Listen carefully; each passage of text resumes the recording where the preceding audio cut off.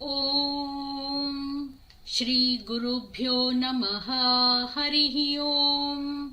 जातवेदसे सुनवाम सोममराति यतो निदहाति वेदः। स नः परषदति दुर्गानि विश्वा नावेव सिन्धुं दुरितात्यग्निः। तामग्निवर्णां तपसां ज्वलन्तीं वैरोचनीं कर्मफलेषु जुष्टाम्। दुर्गां देवीगुं शरणमहं प्रपद्ये सुतरसि तरसे नमः। अग्ने त्वं पारयानव्यो अस्मान् स्वस्तिभिरति दुर्गाणि विश्वा। पूश्च पृथ्वी बहुला न उर्वी भवातोकाय तन्याय शंयोः। विश्वानि नो दुर्गः जातवेदसिन्धुन्ननावा दुरितातिपरशि। अग्ने अत्रिवन्मनसा गृणानोऽस्माकं बोध्यविता तनूनाम्। पृतनाजितगुं सहमानमुग्रमग्निगुं हुवेमा परमात् सदस्थात्।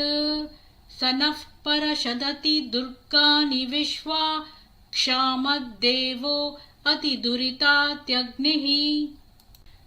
प्रत्नोषि कमीड्यो अध्वरेषु सनाच्च होता नव्यश्च सत्सि।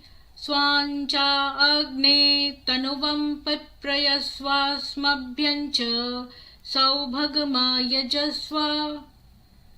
गोभिर्जुष्टमयुजो निषिक्तन्तवेन्द्र विष्णोरनुसञ्चरेमा। नाकस्य पृष्ठमभि संवसानो वैष्णवीर्लोक इहामादयन्ताम्। कात्यायनाय विद्महे कन्याकुमारी धीमहि तन्नो दुर्गिः प्रचोदयात्।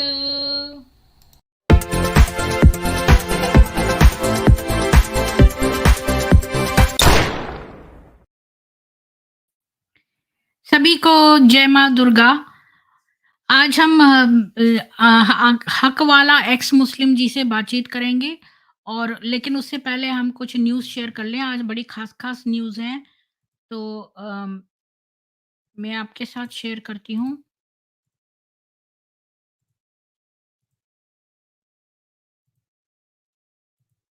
पहली न्यूज़ है, ईद पर आने वाली फिल्म की रिव्यू के लिए केआरके ने सलमान खान से मांगी अनुमति। नेटिजन्स बोले क्या दिन आ गए हैं, भीख मांगनी पड़ रही है। मुंबई की एक अदालत ने 23 जून 2021 को सलमान खान द्वारा दायर मानहानि के मामले में फैसला सुनाते हुए केआरके को सलमान पर कोई भी मानहानि वाला पोस्ट या वीडियो शेयर करने से अस्थायी तौर पर रोक दिया था। यह अस्थायी रोक मामले के अंतिम फैसले तक जारी रहेगी। अगली न्यूज़ है, 68 विदेशियों को भेजा गया मटिया ट्रांजिट कैंप। बारी बारी से बाकी भी लाए जाएंगे। असम में घुसपैठियों पर बड़ी कार्रवाई। मटिया ट्रांजिट कैंप लगभग 2.5 हेक्टेयर में फैला हुआ है। यहाँ लाई जा रही महिलाओं के लिए अलग सेल बने हुए हैं। यहाँ मौजूद विदेशी घुसपैठियों के लिए स्कूल और अस्पताल भी मौजूद हैं। इन सभी जगहों पर काम करने के लिए सरकार ने अलग-अलग विभागों के अलग-अलग लोगों का चयन किया है। अगली न्यूज़ है, महिला शिक्षक ने कराई सरस्वती पूजा, स्कूल ने कर दिया निलंबित। दिल्ली का ये स्कूल चलता है गुरुद्वारा प्रबंधक कमेटी के फंड से। दिल्ली सिख गुरुद्वारा प्रबंधक कमेटी के पूर्व अध्यक्ष हरविंदर सिंह सरना ने कहा, कमेटी द्वारा संचालित शिक्षण संस्थानों में मूर्ति पूजा की कोई परंपरा नहीं है। स्कूल प्रबंधन के पैसे से चलता है, लेकिन इसमें हर धर्म के लोग पढ़ते हैं। सिख प्रबंधन से प्राप्त राशि को सिखों और उनके गुरुओं के उपदेशों पर खर्च किया जाना चाहिए। गुरुद्वारा कमेटी सिख आचार संहिता का पालन करने में विफल रही है। अगली न्यूज़ है, मुस्लिम फंड के पैसे से प्रॉपर्टी डीलिंग और काला धन सफेद करने का खेल। विदेश से जुड़े तार रज्जाक सहित 3 को हरिद्वार पुलिस ने दबोचा। रज्जाक साल 1998 में मुस्लिम फंड चला रहा था। उसके कबीर म्यूचुअल बेनिफिट निधि लिमिटेड को साल 2020 में कॉर्पोरेट विभाग से मान्यता भी मिल गई थी। आरोपित के मुस्लिम फंड में 13,382 खाते चल रहे थे। इन अकाउंट में 8,716 खाते ऐसे भी थे जिसमें 500 से कम रुपए जमा थे। उत्तराखंड की हरिद्वार पुलिस ने लोगों के करोड़ों रुपए लेकर फरार हुए मुस्लिम फंड के संचालक अब्दुल रज्जाक सहित 3 लोगों को गिरफ्तार कर लिया गया है। पकड़े गए 2 अन्य आरोपित प्रॉपर्टी डीलर बताए जा रहे हैं। इन आरोपितों पर काले धन को सफेद करने की साजिश का आरोप लगा है। बताया जा रहा है कि पकड़े गए आरोपितों के तार विदेशों से भी जुड़े हैं, जहां से इन्हें मोटी रकम मिलने का भरोसा दिया गया था। इस केस में पुलिस की जांच अभी जारी है और मामले से जुड़े बाकी आरोपितों की तलाश की जा रही है। पुलिस ने इस पूरे मामले का खुलासा शुक्रवार को किया। हरिद्वार पुलिस के मुताबिक मामले की शिकायत 22 जनवरी को कोतवाली ज्वालापुर में की गई थी। शिकायतकर्ता का नाम वसीम राव है, जो इसी थाना क्षेत्र के इब्राहिमपुर का रहने वाला है। वसीम राव ने ज्वालापुर के ही सराय क्षेत्र में रहने वाले अब्दुल रज्जाक पर 2.81 लाख रुपए हड़पने का आरोप लगाया था। राव ने कहा था कि रज्जाक ने और भी कई लोगों से पैसे हड़प लिए हैं।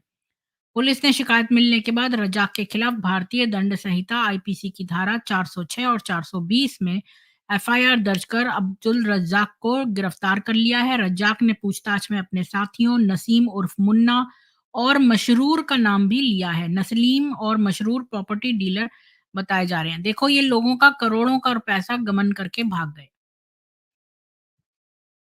मां सरस्वती की मूर्ति विसर्जन करने जा रहे थे हिंदू, छतों से पथराव करने लगे कट्टरपंथी मुस्लिम, कई घायल, लोगों ने बताया सुनियोजित घटना। स्थानीय लोगों का कहना है कि जिस तरह से पत्थरबाजी हुई है उससे कहा जा सकता है कि यह सुनियोजित घटना है। इतने अधिक पत्थर घरों में पहले ही इकट्ठे किए गए थे। अचानक हुए इस हमले से पूरे इलाके में आफरा तफरी का माहौल बन गया है। यही नहीं, उपद्रवियों ने लोगों के घरों में घुसकर महिलाओं और बच्चों से मारपीट भी की। यानी ये लोग छतों पर पत्थर इकट्ठे कर करके रखते हैं और उन्हें ऊपर से मारते हैं। और इन्होंने जो है पहले से ये सब प्लान किया था। मीडिया रिपोर्ट्स के अनुसार जामताड़ा जिले के नारायणपुर थाना अंतर्गत डोकीडीह गांव में हिंदू युवक मां सरस्वती की मूर्ति विसर्जन करने जा रहे थे। विसर्जन के रास्ते में कुछ मुस्लिमों के घर हैं। विसर्जन जुलूस जैसे ही मुस्लिम बस्ती के पास से पहुंचा, वहां के लोगों ने विरोध करना शुरू कर दिया। हिंदू पक्ष ने इसकी सूचना स्थानीय पुलिस को दी।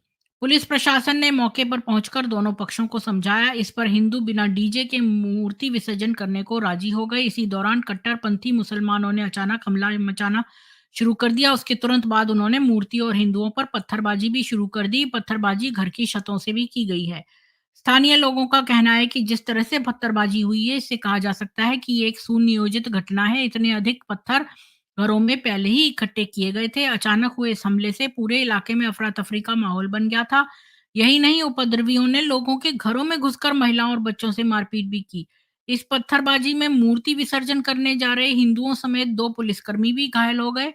शुरू में पुलिस ने समझाइश देकर हालात में काबू पाने की कोशिश की, लेकिन हालात इतने बिगड़ गए कि पुलिस को 15 राउंड फायरिंग तक करनी पड़ी। तो ये देखो, ये लोग ये काम पहले ही करके रखते हैं अपने छतों पर। तो आप लोग भी क्यों नहीं अपने छतों पर ये प्रबंध करके रखते? हम लोग क्यों नहीं, जब ये शाहीन बाग में बैठे थे तो हमने क्यों नहीं कोई एक्शन लिया? हम लोग कुछ नहीं करते हैं। बस हम लोग जो है पीछे से कहते रहते हैं गवर्नमेंट ऐसा हो, वैसा हो। हम लोग आलस्य में बैठे रहते हैं। ये लोगों ने हमारे बच्चों के ऊपर और महिलाओं के ऊपर घरों में घुस-घुस के न केवल पत्थर ऊपर जमा कर रखे थे। इतने सारे पत्थर कहाँ से आ गए जो इतने सारे पथराव हो रहे हैं?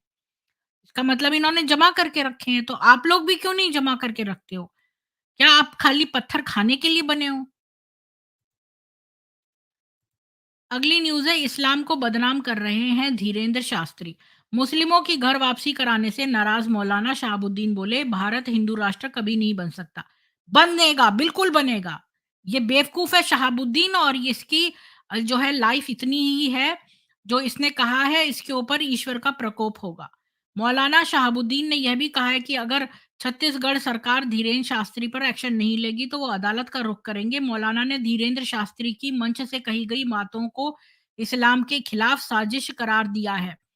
तो तुम लोग जो पीर दरगाहें खोले बैठे हो, लोगों को ताबीजें देते हो और ये सारे कार्य करते हो, तो तुम लोग भी तो हमारे धर्मों के खिलाफ कर रहे हो, तब क्यों नहीं कुछ कर रहे ये लोग? यहाँ तो मेरे को कई मुसलमान आके बोले कि हमारे पीर तो बड़े चमत्कार दिखाते हैं, मूवीज तक में तुम दिखाते हो कि वहां से गूंगी लड़की आई भाईजान पिक्चर में और वो यहाँ पर निजामुद्दीन की दरगाह में उसकी आवाज आ गई। इस तरह कर करके तुमने ये सब कुछ दिखाया है। जी, मैं ये न्यूज़ खत्म कर दूं। आज हमारी स्ट्रीम हकवाला जी के साथ है, तो मैं जल्दी जल्दी 2 मिनट और लेके ये न्यूज़ खत्म करती हूँ। जिस लव जिहाद को इस्लामी वामपंथी बताते थे कल्पना, उसे उसे देश ने माना सच। सर्वे में 53% लोगों ने कहा मुस्लिम पुरुष इसमें लिप्त हैं। ऑप इंडिया लव जिहाद और हिंदू लड़कियों के साथ हो रही ऐसी घटनाओं को लगातार सामने लाता रहा है। साल 2022 में ही ऑप इंडिया ने लव जिहाद और ग्रूमिंग जिहाद की 153 घटनाएं कवर की थी।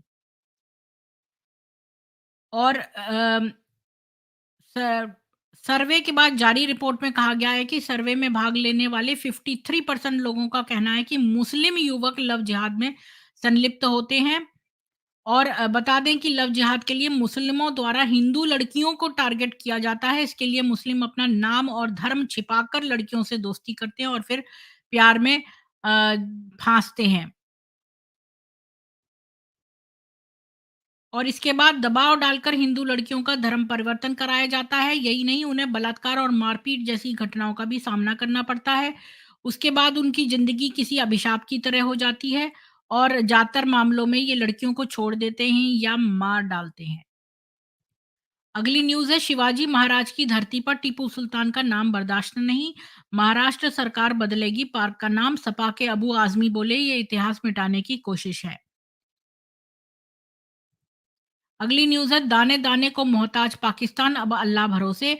वित्त मंत्री बोले अल्लाह मुल्क बना सकता है तो अमीर भी बना सकता है। बिल्कुल। विदेशी कर्ज और विश्व बैंक की सहायता से अब तक गुजारा चलाने वाले पाकिस्तान में लोग भोजन के लिए मोहताज नजर आ रहे हैं। पाकिस्तान में सरसों का तेल 553 रुपए लीटर, दूध 153 रुपए लीटर, आटा 150 रुपए किलो और चावल 147 रुपए किलो मिल रहा है। वहीं कमर्शियल गैस सिलेंडर की कीमत 10,000 रुपए तक पहुंच गई है। अगली न्यूज़ है, भारतीय सेना के 3 प्लेन के साथ हादसा। एमपी के मुरैना में 2 लड़ाकू विमान दुर्घटनाग्रस्त। राजस्थान के भरतपुर में एक विमान क्रैश। दोनों विमानों ने मध्य प्रदेश के ग्वालियर एयरबेस से उड़ान भरी थी। अभ्यास के दौरान मुरैना के पहाड़गढ़ से करीब 5 किलोमीटर दूर निरार रोड पर दोनों विमान क्रैश हुए। दूसरा हादसा राजस्थान के भरतपुर में हुआ। अगली न्यूज़ है, अमृत उद्यान बदल गया राष्ट्रपति भवन के मुगल गार्डन का नाम। अमृत महोत्सव की थीम पर नया नाम। आजादी के 75 साल पूरा होने को आजादी का अमृत महोत्सव के रूप में मनाया जा रहा है। उसे देखते हुए भारत की राष्ट्रपति ने राष्ट्रपति भवन के उद्यान को एक सामान्य नाम अमृत उद्यान दिया है। तो अमृत उद्यान नाम हो गया है, ये मुगल गार्डन से चेंज होके बहुत बढ़िया हुआ। अगली न्यूज़ है, हिंदुओं की संपत्ति को नुकसान पहुंचाना था भीड़ का मकसद। दिल्ली की कोर्ट में शमीम और कफील पर आरोप तय। स्कूल में लगा दी थी आग। 25 फरवरी 2020 को शाम 4 बजे लगभग 150 से 200 हमलावरों की भीड़ ने ब्रजपुरी स्थित Arun modern public secondary school में जबरन घुसने का प्रयास किया। यानी छोटे बच्चों की स्कूल में 200 हमलावरों ने इस दौरान स्कूल कैंपस में तोड़फोड़ करते हुए आगजनी की गई। वाहनों से लेकर कंप्यूटर लैब को भी जला दिया, क्योंकि इनको लगता था ये हिंदुओं की संपत्ति है तो इसको हम नुकसान पहुंचाएंगे। रिपोर्ट के मुताबिक शमीम और कफील पर आरोप तय करते हुए कोर्ट ने कहा कि उन्होंने अपने साथ 5 से ज्यादा अज्ञात लोगों की गैर कानूनी भीड़ एक खास मकसद के लिए जुटाई थी। और कोर्ट के अनुसार इस भीड़ ने Arun modern public senior secondary school में तोड़फोड़ और आगजनी इसलिए की क्योंकि वो एक हिंदू का स्कूल था। आरोप पत्र में इस बात का भी जिक्र है कि हमलावरों का मकसद हिंदुओं की संपत्ति को अधिक से अधिक नुकसान पहुंचाने का था। कंप्यूटर लैब, लाइब्रेरी, दस्तावेज, जनरेटर से लेकर कैंपस में खड़े वाहनों तक को जला दिया गया। तो नीच हैं ये लोग। हकवाला जी, एक्स मुस्लिम, आपका बहुत-बहुत स्वागत है हमारे चैनल पे। और जितने भी लोग देख रहे हैं, ये एक मुस्लिम थे, आई थिंक ये कट्टर मुस्लिम थे और अब ये एक्स मुस्लिम हो गए हैं। तो आपका बहुत-बहुत स्वागत है हकवाला जी। शुक्रिया मैम। मैं सबसे पहले तो आपका आभार व्यक्त करता हूँ कि आपने अपने मंच पर आके मुझे अपनी बात कहने का मौका दिया। मैं इसके लिए और बहुत ज़्यादा शुक्रिया अदा कहता हूँ, और आपके दर्शकों के लिए भी, जिन्होंने अपने वक्त निकाल कर मुझे सुनने के लिए आए हैं। जी, हकवाला जी, आप शुरू से बताइए अपने बारे में, जितना डिटेल आपके लिए सेफ है बताना। तो मैं अपने आप को म्यूट कर लूँगी। आप शुरू से बताइए कि आप इंडिया के हैं, पाकिस्तान के हैं, आपके पेरेंट्स, आपके घर के बारे में कितना वो रिलीजियस थे, आप नमाज़ पढ़ते थे, आप मदरसे जाते थे और अपने सिबलिंग्स के बारे में और कितने कट्टर लोग थे और आप सुन्नी हैं, शिया हैं इत्यादि? जी, मैं बता देना चाहता हूँ कि मैं एक मुस्लिम घराने से हूँ, और मेरा बचपन में मेरी जो इस्लामी तालीमात है वो मुझे उतना ज़्यादा नहीं मिल पाया। नमाज़ों में, ज़्यादातर मस्जिदों में जुम्मे के दिन और जुम्मे के खुतबों में, और अ, फातिहा वगैरह जब होता है उसमें, तो जनाजे की नमाज के वक्त में जो तालीमात दी जाती, तो इसी इसी छोटी छोटी जगह से मुझे जो है दीन की तालीमात मालूम पड़ी। लिहाजा हमारे गांव में मदरसा नहीं होने के कारण हम लोग जो है दुनियावी तालीमात जैसे हासिल करते हैं, जैसे दुनिया के लोग, गैर मुसलमान लोग, वैसे भी हमारी तालीमात मुझे दी गई। और मैं काफिरों के साथ में उठना बैठना रहता था हमारा, और हम लोग काफिर और मुसलमान में हम लोग ज्यादा कोई फर्क हम लोग को समझ में नहीं आता था। लिहाजा हम लोग अपना दीन को फॉलो करते थे और वो लोग भी अपना दीन को फॉलो करता था। लेकिन काफी दिनों के बाद जो है वो जमात वाले जो आए, तो वो लोग जो है घर घर में एक एक बच्चों को, दो दो को लेके, मतलब जमात में भेजने के लिए रिक्वेस्ट आप करते थे। इंडिया से हो या पाकिस्तान से? जी, हम इंडिया से हैं। जी, और सुन्नी है आप, है ना? शिया तो नहीं है, मेरे ख्याल में जी सुन्नी जी, ही है। सुन्नी सुन्नी सुन्नी है। और ये जो देवबंदी होते हैं ना, वो देवबंदी वाले में से, अच्छा, वो तो जमात मतलब से वो जुड़े कट्टर, हुए। आपका घर कट्टर था बहुत, आप 5 वक़्त की नमाज़ पढ़ते थे? जी, नमाज तो पढ़ते थे, लिहाजा 5 वक्त का तो कोई नहीं पढ़ता था। अभी हम लोग के यहाँ पे अभी भी लोग नहीं पढ़ पाते 5 वक्त की नमाज। हाँ जी, मैंने देखा नहीं, सुनील कुमार जी कह रहे हैं इंडिया का फ्लैग है पिक में, मैंने देखा नहीं। हाँ, बिल्कुल है। तो आप इंडिया के ही हैं। कुछ लोग, मुझे लगता है जैसे आडम सीकर नहीं थे, लेकिन वो इंडिया का फ्लैग चलाता है, म्यूज़िक चलाता है, तो मुझे लगा कि भई वो इंडिया के प्रशंसक भी हो सकते हैं। तो मैंने कन्फर्म कर लिया। तो अच्छा, आपके घर में लोग कितने स्ट्रिक्ट थे? मतलब बहुत ज़्यादा नमाज़ी, और आपको मदरसा आप ग ग जाते थे? नहीं, मदरसा हम लोग के गांव में नहीं था, गांव से काफी दूर था, अलग डिस्ट्रिक्ट में, तो इसलिए मदरसे में हमारी तालीमात नहीं हो पाई।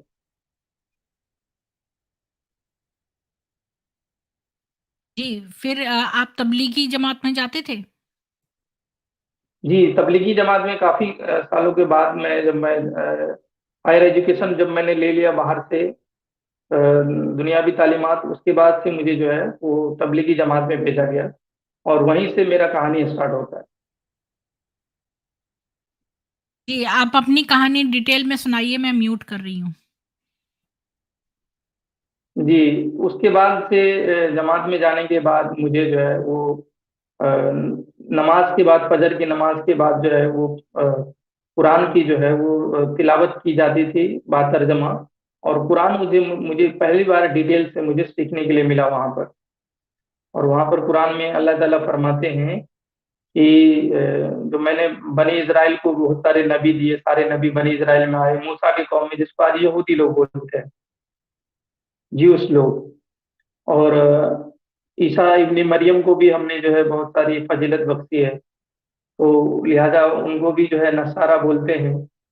तो इनको अल्लाह ताला ने इन दोनों के बारे में बहुत ज्यादा फजीलत बख्शी है कुरान के अंदर में, बहुत ज्यादा इनका मर्तबा है। लेकिन एक जगह ये भी कहते हैं कि मुसलमान लोगों को टीचिंग करते हैं अल्लाह कि शैतान जैसे खुला दुश्मन है, वैसे ही तुम्हारा खुला दुश्मन जो है वो यहूदी लोग हैं। तो मुझे ये बात समझ में नहीं आया कि भाई एक तरफ तो अल्लाह इनको ज्यादा फजीलत भी देता है, इनको बहुत सारा नबी भी, सारे के सारे नबी उन्हीं में से भेजता है, और उसके बाद से कहता है कि ये खुला दुश्मन भी है। और एक जगह बार बार इस जगह का जिक्र करता है कुरान में कि तोरा जबूर इंजील जो है कुरान से पहले जो आसमानी किताब आई है वो बदल दी गई है, लोगों ने उसको तब्दीलियां ला दी है। लिहाजा जिस कौम में अल्लाह ने भेजा था उस कौम में इस दुनिया में नहीं है।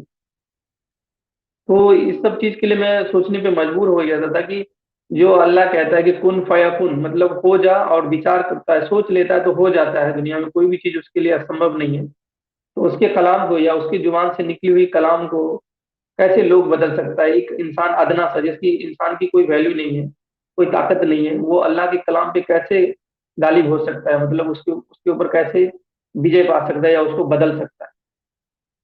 तो ये सारी बातें वहीं से मेरी स्टार्ट हो गई। और 2014 में जमात में था, और वहां पर फलस्तीन का, आप सुने होंगे उस टाइम में जो फलस्तीन और ज्यूस लोग का लड़ाई चल रहा था।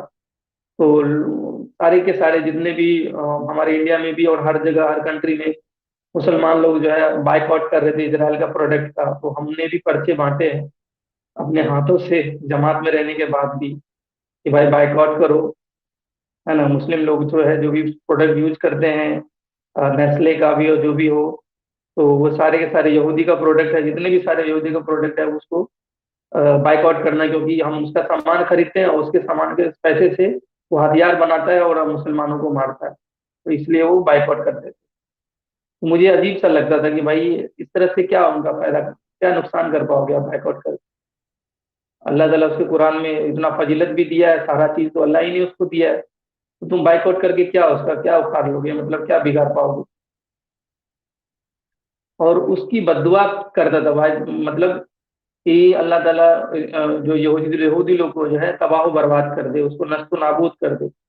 तो मेरा दिल कभी गवारा नहीं, मतलब मेरा दिल कभी माना नहीं कि मैं उसको बद्दुआ दूं, क्योंकि अल्लाह ताला खुद उसको फजीलत देता है, इतना सारा सारे चीज ने नियामत बख्शी है, सारा चीज इतना दिया है। जब आप कुरान पढ़ोगे या जब आप तोड़ा पढ़ोगे तो आपको मालूम पड़ेगा कि अल्लाह ने उसको आसमान से भी मन्ना खिलाया, मतलब जो फूड नहीं था उनके बीच में, जंगल में थे वो, उसको आसमान से जो है फूड दिया। तो इतने इतना आसमान से फूड तो अभी मुसलमानों को किसी को दिया नहीं आज तक।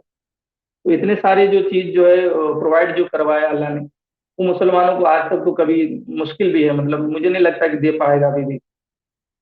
और ये जो बददुआ करने के लिए बोलता था, तो मुझे लगता था भाई कुछ ना कुछ तो गड़बड़ है यहाँ पर, और मैं कभी उनको बददुआ नहीं करना चाह रहा था यहूदी लोगों को। और जो ईसाई लोग जिसको बोलते हैं उसको भी साथ साथ में उनके लिए भी बददुआ करने के लिए हुक्म दिया जाए। मतलब जो जमात होते हैं उसमें एक ये होता है, जोड़ लगता है, जोड़ मतलब ऐसा एक कहिए कि जैसे हमारा जमा निजामुद्दीन में जो है मरकज है, तो वैसे भी हर अलग अलग छोटा छोटा मरकज होता है, उस मरकज में भी बड़े मरकज को चुना जाता है, उस मरकज में जोड़ लगता है, और उस जोड़ में लोगों को बुलाया जाता है, ऊंचे से बड़े लोगों को, सब लोगों तक जो है जो जमात से जुड़े हुए रहते हैं।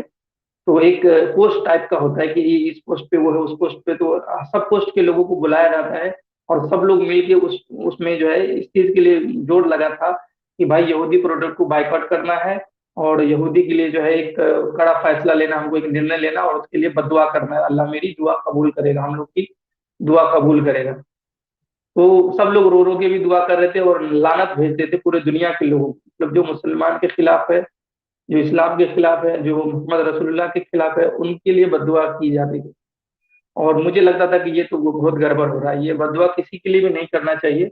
लिहाजा अल्लाह से भी ये दुआ करना चाहिए कि भाई इनको राह रास्त पे लेके आइए, इनको सही रास्ता दिखाइए, इनको अपनी हिदायत दीजिए। अगर कुरान कहता है कि इसमें हिदायत मैंने दी है, तो वो हिदायत की दुआ करना चाहिए। लेकिन ये हिदायत की दुआ नहीं करके अल्लाह खुद भी कहता है कि ये शैतान है, ये तुम्हारा खुला दुश्मन है, और एक जगह कहता है कि भाई मैंने बहुत सारी फजीलतें भी दी है उनको। तो ये सब कॉन्ट्राडिक्शन मुझे लगा इसे सब।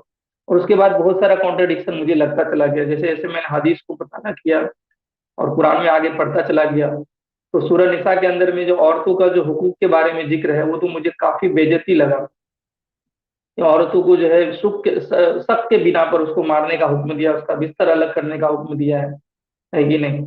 और उसको मतलब कत्ल करने का भी हुक्म दिया है औरत। तो ये बहुत अजीब लगा मुझे। और उसके बाद जो है माले गनीमत, अल्लाह ताला माले गनीमत तकसीम करने का जो है कुरान में जो है रसूलुल्लाह को हुक्म दिया है साहबा को। और लौंडिया बनाने का है कि नहीं, काफिरों को मारो काटो और उसको जहां देखो घात में लगे रहो, उसकी माले गनीमत तुम्हारे लिए जायज है, लौंडिया तुम्हारे लिए जायज है। तो वो सब बाजारों में बेचने के लिए, यहाँ तक कि हदीस में आता है कि रसूलुल्लाह ने उनको बाजार में बेचा भी है लौंडिया को। और उसके बाद मुझे एक बार और लगा दिल में कि ये जो उनकी मुबली जो मुबला जो बेटा था उनका जैद, उनकी बीवी के साथ में जो निकाह किया, तो ये तो बिल्कुल ही नाइंसाफी लगा मुझे कि ऐसा कैसे रसूलुल्लाह कर सकता था। और इस तरह का जो मेरे बिहेवियर दिखता चला गया, तो ऐसा लगा कि रसूलुल्लाह को एक भूख था, जिस्मानी भूख जिसको बोलते हैं ना, वो उनका डिजायर था कि वो कभी पूरा नहीं हो रहा था। और इस तरह से उन्होंने जो सेक्सुअल है, फैंटेसीज। तो आपने ये सारी बातें किसी मौलाना या किसी अपने उनसे पूछी, या अपने घर के फादर से या पिताजी से अपने, या फिर किसी मौलाना मौलवी से पूछा इसका कि आपको के मन में जो ये कुरान के अंदर इतना कॉन्ट्राडिक्शन आ रहा था, वो विरोधाभास जो हो रहा था वो, और ये जो प्रश्न आपके अंदर उठ रहे थे उनका आपने किसी से समाधान किया पूछ के? हमने जमात में भी हमने पूछा, तो वो लोग मेरे मुझे मुंह चुप करवा देते थे, बंद कर देते, नौज बिल्ला ऐसी बातें नहीं करना है, तुम ईमान से खारिज हो जाओगे। हमें सिर्फ सवाल करने का मतलब दीन में अकल का कोई दखल नहीं है, सिर्फ इसको मानना है, क्या नाम ईमान है। तुम जिसमें लिखा है, अल्लाह ने जो कुछ भी कहा है ना और रसूलुल्लाह ने जो कुछ भी कहा है, वो सब के सब जो है वो सही है। लिहाजा इसके ऊपर हमको ईमान लेना है, मान लेना है, वही ईमान है। और अल्लाह ने जो दुनिया में सारी चीजें बनाया उसके ऊपर गौर फिक्र करो, ना कि तुम कुरान और हदीस के ऊपर गौर फिक्र करो। कुरान हदीस में कोई भी चीज तब्दीलियां नहीं हो सकती। तो ऐसे मुंह बंद करवा दिया जाता।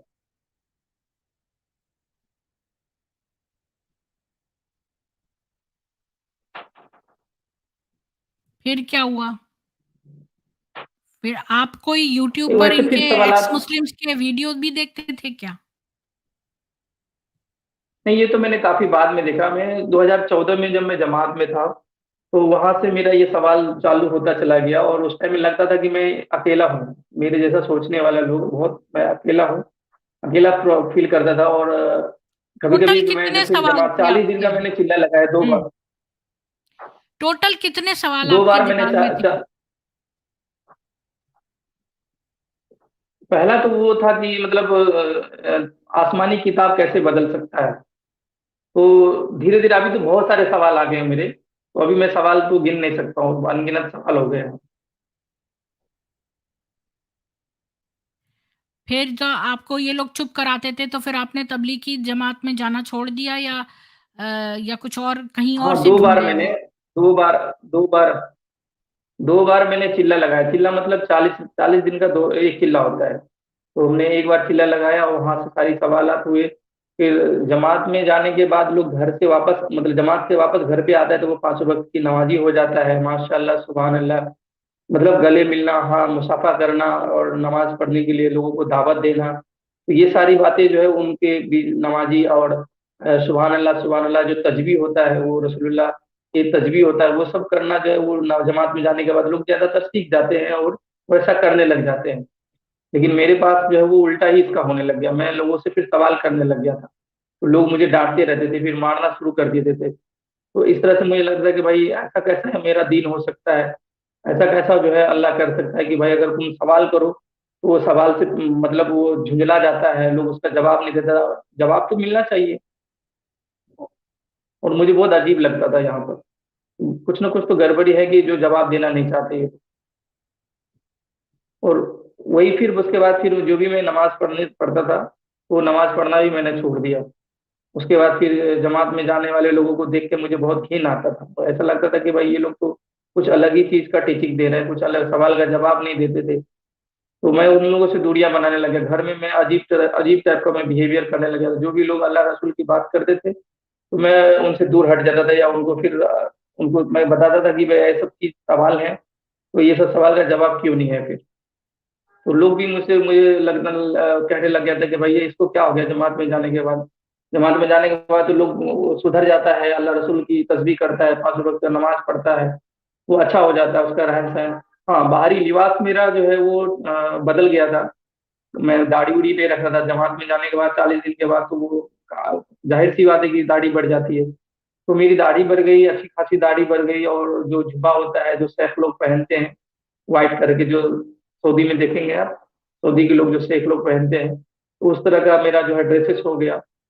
और मैं साफा वगैरह बांधने लग गया था सर में, जैसे ओसामा बिन लादेन बांधते हैं। तो इस टाइप का मेरा जो हुलिया हो गया, तो लोग बहुत मुझे अप्रिशिएट करते थे कि बहुत अच्छा है, और ये दाढ़ी को कभी हटाना मत। ये रसूलुल्लाह का एक हदीस बताते हैं कि एक साहबा थे जिनको गिने चुने दो चार दाढ़ी थे, और वो अपने दाढ़ी को हटा लिया।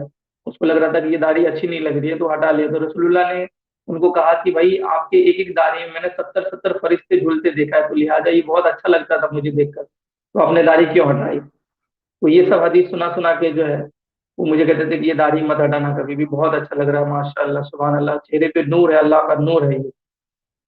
मुझे अजीब लगता था कि भाई, मेरे रहन सहन को देख कर तुम इतना मुझे अप्रिशिएट करते हो, मुझे इतना अच्छा थैंकफुल करते हो, तो मेरी जवाब क्यों नहीं देते आप? उससे वो लोग भाग जाते थे और कहते थे कि भाई, तुम्हारा जो इन्ना ओढ़ना है, और तुम्हारा जो लिबास है बहुत अच्छा है, और तुम्हारा लुक अच्छा है, अल्लाह का रोशन नूर है चेहरे पर, लेकिन तुम पता नहीं, तुम्हारे दिमाग में शैतान ने ये बात डाल दिया है, शैतान तुमको गुमराह कर रहा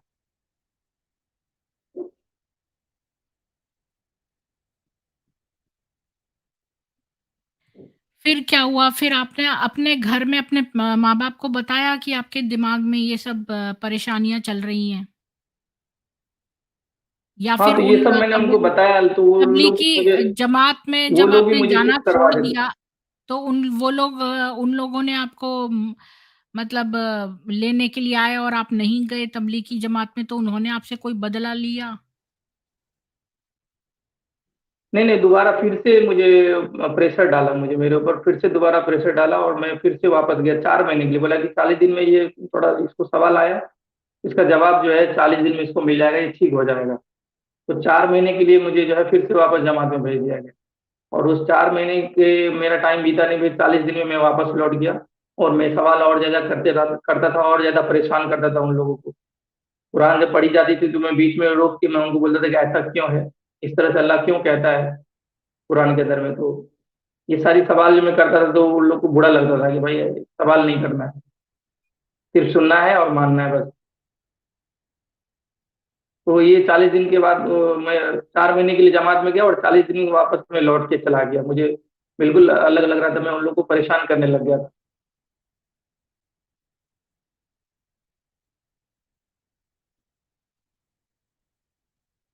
फिर क्या हुआ? तो फिर फिर वापस आप आ गए हम, एक्स उसके बाद से फिर मैं वो जमात में। टॉप टॉप 3 रीज़न क्या थे जिससे आप एक्स मुस्लिम बने? पहला ये तो कि मेरा जो सवाल था पहला, वो कि तोरा जबूर इंजील जिसको आसमानी किताब कहते हैं, वो अल्लाह का अगर कलाम है तो वो बदल नहीं सकता है। अगर वो बदलता है, किसी इंसान अगर बदल देता है, तो लिहाजा अल्लाह छोटा है। और हम नमाज में अजान में कहते हैं अल्लाह अकबर, मतलब अल्लाह सबसे बड़ा है, इसका मतलब अल्लाह बड़ा नहीं है, इंसान भी उससे बड़ा है जो उसके कलाम को बदल देता है। तो ये मेरा पहला सवाल था। उसके बाद दूसरा था कि ये औरतों का जो हुकूक है, उसको मारने का, बिस्तर अलग करने का, ये सब सारा जो बातें लिखी गई। माले गनीमत, औरत को लौंडिया बनाओ, काफिरों को मारो, काफिरों से इतना नफरत करना सिखाता था। और फिर मैं जब जमात में के बाद जब आया मुझे, तो मुझे जो टीचिंग मिली थी कि भाई, ये अल्लाह अल्लाह जो है कुरान में कहता है कि काफिरों से दोस्ती ना करो। तो मेरे तो सारे दोस्त काफिर थे ज्यादातर। मैं उनके साथ में उठना बैठना होता था, ईद बकरीद में लेना खाना पीना, मेरा सारा चीज इन लोगों के साथ में होता था। तो जमात में आने के बाद मेरे जहन में ये आया कि मैं इनसे दोस्ती करूं या ना करूं, मैं पहले से जैसा रहता था वैसा इनके साथ रहूं, बिहेव करूं, या मैं जैसे अल्लाह कहता है वैसे करूं। तो मैं काफी कंफ्यूज रहता था कि मैं इस चीज को मैं कैसे समझ सकता हूँ।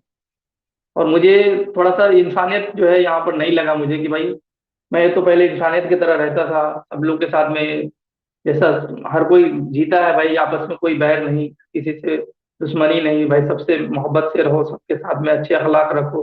तो ऐसा रहते थे हम, नॉर्मल इंसान थे, नॉर्मल मुस्लिम थे। लेकिन इस्लाम से इतना तारुफ नहीं था, इस्लाम के अंदर इतना जानकारी नहीं थी। जैसे जैसे जानकारी बढ़ती चली गई, तो नफरत जो है वो गैर मुसलमानों के प्रति जो है बढ़ता चला गया मेरे अंदर। लेकिन इस नफरत को मैंने ज्यादा बढ़ने नहीं दिया। और काफी ज्यादा सवाल थे। तो मुझे लगा कि ये इंसानियत की टीचिंग नहीं है कुरान के अंदर, हदीस के अंदर, और मैंने इंसानियत को ज्यादा तरजीह दिया, और 2022 में मैंने इस्लाम को छोड़ दिया, एक्स मुस्लिम में बन गया 2022 में। और ये समीर भाई और सचवाला भाई का जो स्ट्रीम है, ये तो मैं काफी बाद में आके सुना हूँ। तो एक बार मैंने साहिल भाई की स्ट्रीम में गया था, और वो उन्होंने कहा कि कुन फयकुन, जैसे अल्लाह कहता है कि भाई मैंने कुन फयकुन करके सारा चीज बनाया, और जमीन आसमान को बुलाता है कि आ जाओ, या प्यार से आओ, या तुम जबरदस्ती आओ। तो ये सारी बातें जब वहां हो रही थी, तो मैं भी उस स्ट्रीम में गया। और पहले से तो मेरे बात काफी ज्यादा सवाल थे, लेकिन जब मैं इन लोगों को सुन रहा था, तो मुझे लगा कि भाई मैं अकेला नहीं हूँ, बहुत सारे ऐसे लोग हैं। जब मैंने यूट्यूब प्लेटफॉर्म पे मैंने ये सब सारी बातें साहिल समीर की देखा, सजवाला का देखा, तो मुझे लगा कि भाई मेरे जैसा सोचने वाला बहुत सारे ज्यादा लोग हैं, और ज्यादा इन लोग से मुझे मिलना चाहिए था, इन लोग के साथ में मेरे अपने सवाल के जवाब मिल सकते हैं। तो जैसे मैंने जुड़ा, तो मैंने मोमिन बन के जुड़ा भाई, जाहिर सी बात अभी तक मैंने छोड़ा नहीं था, कि भाई उम्मीद थी कि कोई सवाल का जवाब दे देगा, तो मैं जो है वापस अपने दिन में बने रहूंगा। लेकिन मैंने जब गया वहां पर, मैंने अपनी मोमिन बताया कि मैं मोमिन हूँ, तो उन्होंने बोला कि भैया अल्लाह इस तरह की बात करता है, तो बताओ तुम्हारे पास कोई जवाब है? मैं बोला भाई मैं भी खुद सवाल करता हूँ, मेरे पास जवाब नहीं है। और मैंने वहां पर अल्लाह की तारीफ की भाई कि इस तरह की बात है। तो फिर उन्होंने बोला कि 10 लाख रुपए आपको इनाम देंगे, 1 महीने का मोहलत भी दिया था, और 10 लाख रुपए देने की बात बोली थी। बोला 1 महीने में कोई भी मुफ्ती मौलाना मिले, उनको लेके आओ, या उनसे जवाब लेके आओ, आपको 1 महीने का टाइम देते हैं। उसी दरमियान मैंने एक बहुत बड़े आलिम थे, मुफ्ती थे, उनके पास में गया, और मैंने उनको बोला कि भाई आप एक चैनल पे आइए, साहिल भाई एक मुस्लिम है, उनके चैनल पे आइए, और 10 लाख रुपया आपको दिया जाएगा अगर आप इतने बड़े मौलवी हैं, मौलाना है, जानकार है, दीन के रहबर है, तो उनके सवाल का जवाब दीजिए, आपको 10 लाख मिलेगा। मुझे इतना मार मारा वहां पर, और मुझे मार के भगाया, मैं जान बचाते बचाते मैं वहां से भागा हूँ। और फिर उसके बाद और ये हो गया, कहाँ क्लियर का हो गया कि मौलवी भाई ये था? लड़का जो है कहाँ का दीन से मौलवी था खारिज हो जिसके गया पास है। आप गए थे? किस मौलवी के पास गए थे आप? ये हमारे गांव के, ये हमारे गांव के है। पैसा भी नहीं चाहता था वो? नहीं नहीं नहीं, वो लोग समझते थे पहले से, वो लोग जानते थे, मुझे ऐसा लग रहा है कि वो लोग जानते थे, पहले मैंने बताया कि एक्स मुस्लिम, तो वो लोग जानते थे इस बात को। उनको तो, जो मौलाना है उनको तो सच्चाई पता ही है। दूसरों को मीठी गोली पिलाते हैं, पर सच्चाई तो उनको पता है।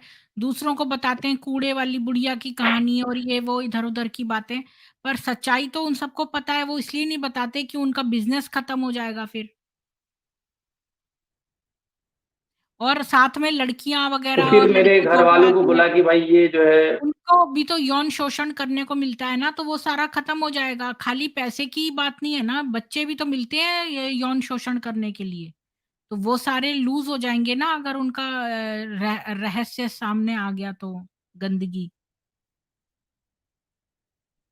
हाँ, कंटिन्यू करिए। तो फिर आप एक्स मुस्लिम कब बन गए ऑफिशियली? हाँ तो वही मौलाना ने कह दिया कि भाई ये तो दीन से खारिज हो गया है, ये मुर्तद हो गया है, इसको 2-3 दिन इसको वक्त दो, ये इस्लाम में आ जाए तो ठीक है, नहीं तो इसको कत्ल कर देंगे हम लोग मिलके, हमको दे देना है इसको वापस। वही 2-3 दिन के अंदर में फिर हमने प्लानिंग बनाया, फिर वहां से हमने भागा वहां से।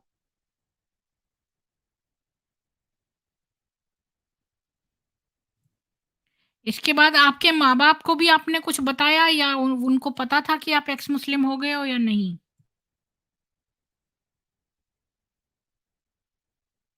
उन लोग को पहले से पता था कि ये काफी ज्यादा सवाल करते हैं, लेकिन वो लोग किसी को बोलते नहीं थे, आउट नहीं करते थे, और बाहर में भी मेरे बिहेवियर से लगता था लोगों को कि भाई ये इस्लाम को फॉलो नहीं करता।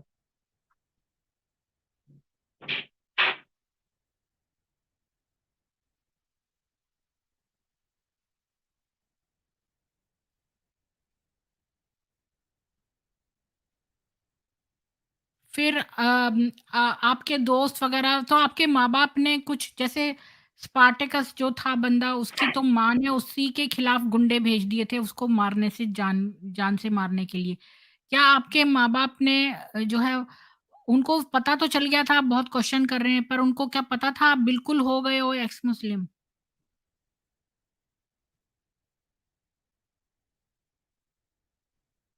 हाँ, मौलाना ने बोला कि इनको 2-3 दिन का वक्त दिया जा रहा है, इनको समझाओ, ये तो मेरे हवाले कर दो, हम लोग इसको जो है खत्म कर देंगे, इसको कत्ल कर देंगे। ये रसूलुल्लाह की गुस्ताखी कर रहा है, अल्लाह के शान में, रसूलुल्लाह के शान में ये गलत बात बोल रहा है, ये इसको कत्ल कर देंगे। तो ये 2-3 दिन के अंदर में हमने जो है अंडर प्लानिंग बनाया, और फिर अपने बच्चों बच्चों को लेकर किसी बहाने से वहां से निकल के भागे। अच्छा, तो आप शादीशुदा थे? आपकी वाइफ मुस्लिम हैं? जी, हमारे 3 बच्चे हैं। तो उन वो बच्चों का अभी तो एक्स खतना मुस्लिम है, बाद उन में मैंने बच्चों जब का यहाँ पर लाया अलग जगह पर, वो तो एक्स मैंने मुस्लिम उनको हो बोला गई? कि भाई रसूलुल्लाह की सुन्नत। नहीं, वो तो पहले से हो चुका है। वो अभी, हाँ, मेरी वाइफ एक्स मुस्लिम हो गई। मैंने उनको बताया कि ये सारी दीन की बातें जो है बताता था, तो वो यकीन नहीं करती थी। मुझे बोला कि मेरी बेटी 6 साल की अगर बेटी है, तो उसको अगर कोई मौलाना 55 साल का अगर मांगता है शादी करने के लिए, तुम दोगे, राजी हो? तो रसूलुल्लाह की सुन्नत अगर अदा करना चाहता है तो वो बोली नहीं। मैं बोला फिर एक्स मुस्लिम का जितने सारे चैनल हैं, मैंने उनको सुनाता गया और सारी बातें समझ में आई उनको धीरे धीरे। फिर उसके बाद कहते कि नहीं, मैं भी मुर्तद हूँ। उसके बाद तो फिर मेरे साथ देने लग गई। बोला मैं भी ऐसे अल्लाह और रसूलुल्लाह को नहीं मानती।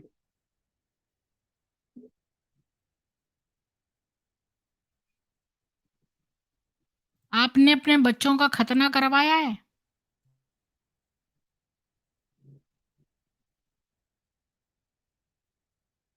नहीं, वो तो पहले हो चुका है।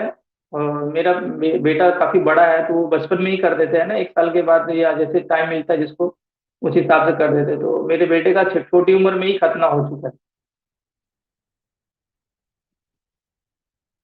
अच्छा, तो अब आपने कोई आपने अपना घर-वर बदल लिया है सब जगह से, स्थान से, अब आप सेफ हो?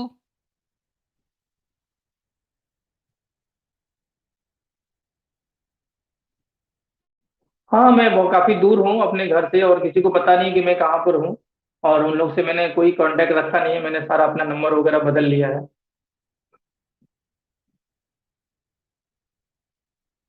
तो आपके माँ-बाप ने क्या आपसे फिर भी रिश्ता जोड़ के रखा है या काट लिया है अभी?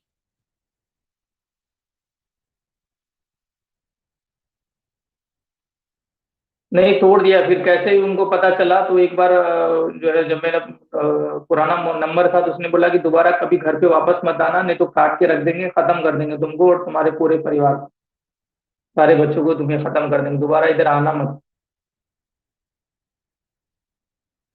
अच्छा, और आपके भाई-बहन में से कोई नहीं, बस आप ही हुए हो एक्स मुस्लिम?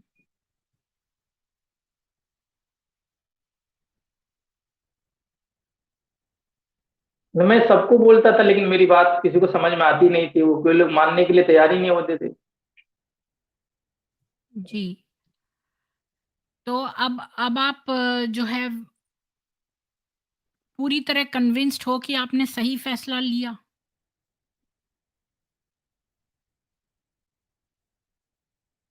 या अभी भी आपको लगता है कि कि मुझे तो लगता मैंने है कि शायद गल इस्लाम में कोई इंसानियत नाम की चीज नहीं है। इस्लाम जो है वो एक, नहीं, हुँ, मैंने सही फैसला लिया है। मैंने इंसानियत को सबसे ऊंचा समझा है। और जिसको अल्लाह कहा गया है, मैं समझता हूँ वो एक इब्लिस है। वो इब्लिस, इसके बारे में इसका इब्लिस के बारे में ज्यादा लिखा नहीं है, लेकिन इब्लिस का जो चरित्र है या उसका जो भी काम है, वो अल्लाह खुद वो ऐसा कर रहा है, और रसूलुल्लाह के थ्रू करवा रहा है वो। आप कितने तो भाई-बहन हो? जब मैं डीप में पढ़ा, तो मुझे तो ऐसा पता चला कि ये अल्लाह ही रसूलुल्लाह है, दूसरा और कोई नहीं है। हाँ, हाँ, हाँ। ये तो इब्न साद को भी पता चल गया था, जो लिखता था ना कुरान, जी, मैं वो पूरी डिटेल हाँ, नहीं उसी को बता नहीं पता चल सकता गया हूँ था। मैं। हाँ। आप कितने भाई-बहन हो, ये दुष्यंत पटेल पूछ रहे हैं?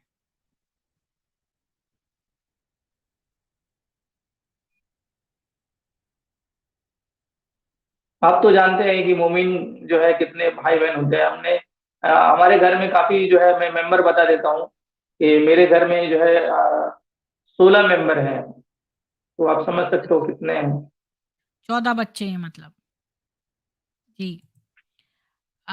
ये बोल रहे हैं हर्षित जोशी वॉइस नो वॉइस, क्या आप सब लोगों को नीचे मेरी आवाज़ आ रही है और हकवाला जी की आवाज़ आ रही है, सुनाई दे रही है?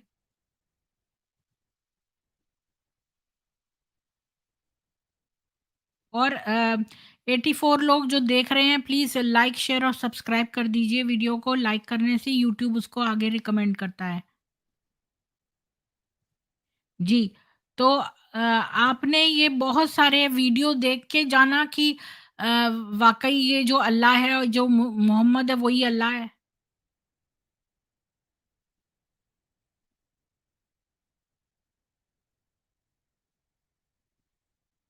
जी, जी, कुरान से भी मुझे पता चला और हदीस से भी मुझे पता चला कि जैसे-जैसे रसूलुल्लाह को ज़रूरत होता था, वैसे आयत तुरंत जो है अल्लाह बहुत जल्दीबाजी करता था कि भाई हाँ, रसूलुल्लाह को खुश कैसे रखा जाए।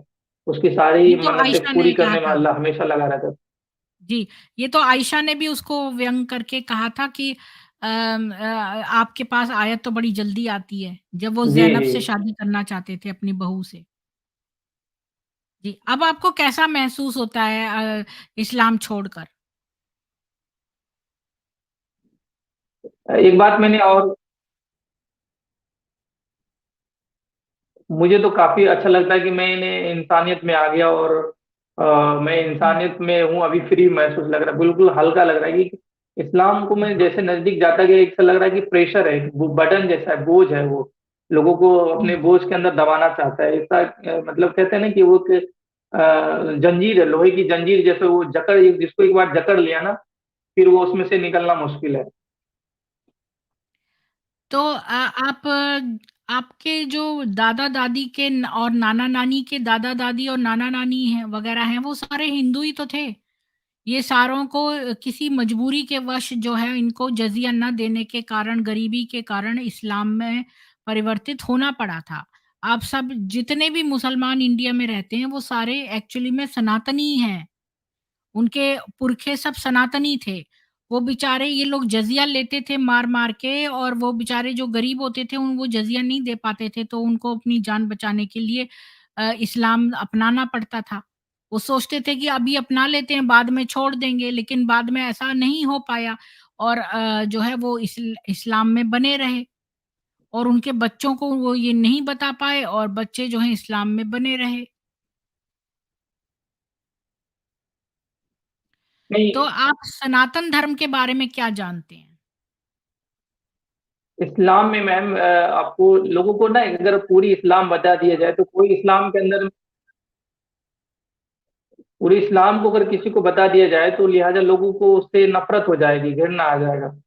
तो जितने भी लोग मुसलमान हुए हैं उनको पूरी इस्लाम की सच्चाई कभी नहीं बताया गया। लिहाजा अगर पहले भी अगर बता दिया जाता, जिसको तलवार की जोर पर या जजिया के नाम पर अगर इस्लाम कबूल करवाया गया और इस्लाम के अंदर लाया हुँ। गया, वो लोग अपनी जान दे देते थे लेकिन इस्लाम में नहीं आते थे। लेकिन उनको पूरा इस्लाम नहीं सारे बताया लोग गया। ऐसा नहीं सोचते हैं हकवाला जी, कुछ लोग तो जान बचाने के लिए कुछ भी कर सकते हैं।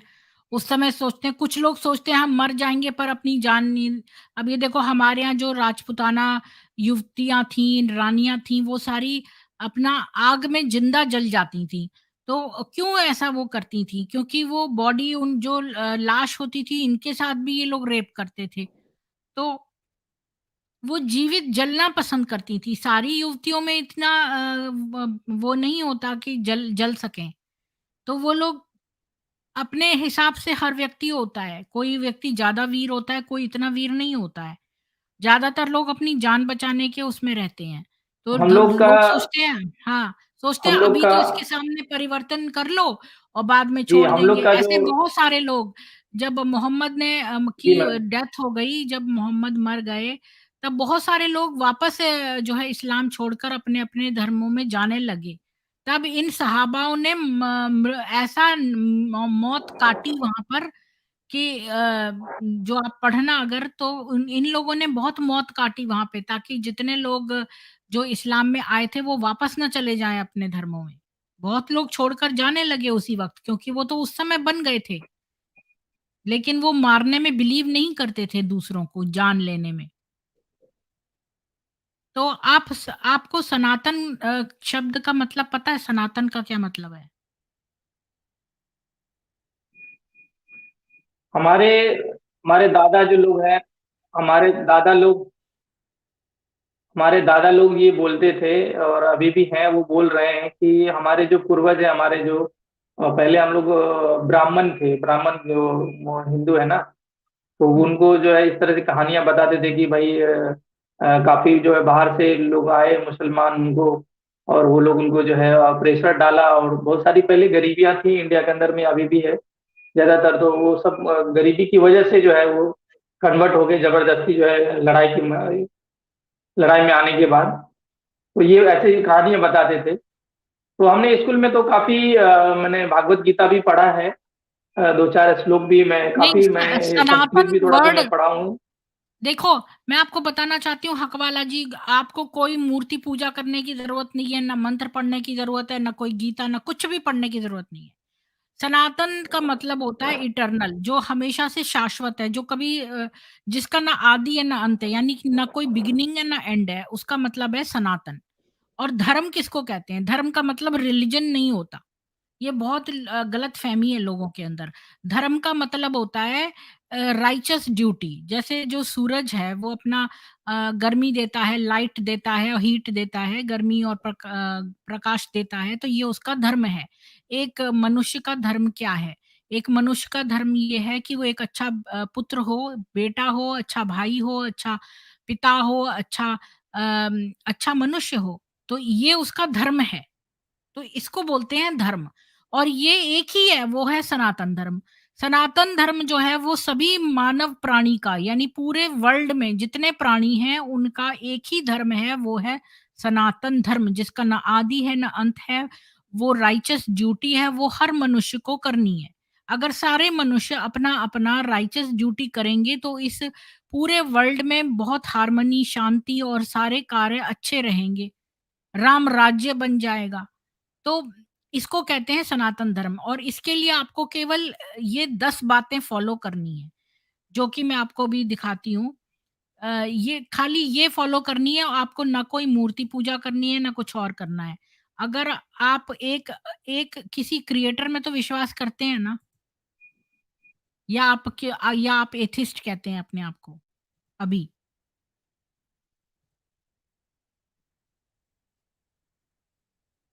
हाँ, मैं तो मानता हूँ कि दुनिया का बनाने वाला कोई है, नहीं नहीं, मैं अपने आप को एथिस्ट कभी नहीं कह सकता हूँ।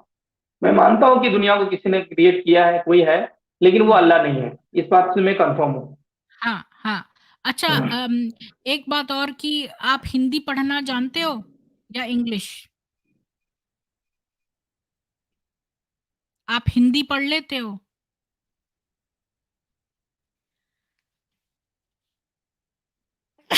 जी, हिंदी भी पढ़ते हैं हम। अच्छा, तो मैं आपको ये जी दिखाना जी जी। चाहती हूँ कि अगर आप सनातन धर्म में दोबारा से अपनी घर वापसी कर लो, आर्य समाज मंदिर में जाकर, और लीगल ऑफ़िशियली आप सनातन धर्म में मंत्र उच्चारण करके पूरी तरह से आ जाओ, जैसे एक्स मुस्लिम समीर आ गया है, तो देखिए ये खाली आपको ये 10 चीज़ें फ़ॉलो करनी है मनुस्मृति के हिसाब से, जो कहती है धृति यानी कि धैर्य, क्षमा यानी कि फॉरगिवनेस, दम यानी कि मन पर नियंत्रण रखना, अस्ते मतलब चोरी न करना, शौच मतलब पवित्रता, किनकी तन की पवित्रता यानी नहा धोकर, मन की पवित्रता अच्छे विचार रखकर, वाणी की पवित्रता मतलब मुंह से अच्छा बोलकर, और कर्मों की पवित्रता मतलब अच्छे कर्म करके। ये 4 प्रकार की पवित्रता रखो। इंद्रिय निग्रह मतलब अपने सारी इंद्रियां जो हैं हमारी, 2 आंखें, 2 कान, 2 नाक, 1 मुंह, ये सारी और मन और आत्मा। तो ये सारी जो हैं वो 7 इंद्रियाँ हैं, इन पर नियंत्रण रखो। धी मतलब सद्बुद्धि, मतलब अच्छी बुद्धि, कल्याणकारी बुद्धि। विद्या मतलब लोक कल्याणकारी ज्ञान, यानी कि ऐसी विद्या जिससे कि पूरे वर्ल्ड का बेनिफिट हो। सत्य बोलना और क्रोध न करना। ये 10 लक्षण हैं धर्म के। तो अगर आप ये 10 लक्षण धारण करते हैं, तो आप सनातनी हैं। ऑलरेडी सनातन धर्म में हैं आप। अगर आप इनका पालन करते हैं तो आप सनातन धर्म में माने जाएँगे। तो बस आपको यही करना है नहीं और मैम, कुछ नहीं करना। ये जो आपने 10 चीज बातें, हुँ। ये जो 10 बातें बताया, ये ऑलरेडी मैं इन सब चीजों पे, ऑलरेडी मैं इन सब चीजों को ही मैं मानता हूँ, रियल जो 10 आपने बताया ना, तो ये तो आपने बता दिया, तो मेरे लिए काफी ज्यादा हेल्पफुल हो गया। मैं इन सब चीजों को मैं ज्यादा फॉलो करता हूँ जो आपने बताया है। ये ऐसा ही हम्म। होना चाहिए। हाँ, तो बस आपको कोई ये ज़रूरी नहीं है कि मूर्ति पूजा करनी है। अभी आपने अपने डीपी में एक झंडा लगाया है और आपने एक बंदे को दिखाया है कि वो इसको सैल्यूट कर रहा है। तो मैं आपसे एक क्वेश्चन पूछना चाहती हूँ कि क्या ये आदमी जो सैल्यूट कर रहा है, वो डंडे और कपड़े को सैल्यूट कर रहा है या उस देश को कर रहा है जिसका कि वो सूचक है?